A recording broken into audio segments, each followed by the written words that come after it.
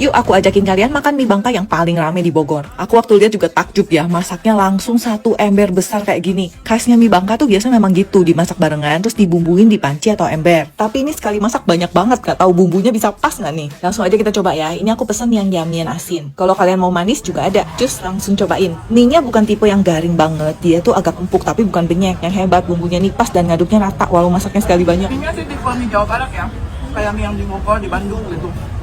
Lurus-lurus, agak empuk dikit tapi masih ada kenyalnya. Nah dagingnya ayam cincang masak kecap. Nah ini khas mie Bangka. Dagingnya gurih manis ayam cincang gitu. Nah di sini juga ada bakso sama tahu. Jadi aku cobain juga nih dua-duanya. Tahunya tuh udah digoreng jadi kayak yang di bakwan tuh biasa. Nah baksonya nih lumayan garing-garing. Tahunya garing. Ternyata mie-nya tuh enak ya. Emang nggak terlalu mie Bangka banget sih, tapi enak deh. Es Bangka dan mie ayam bakso, al.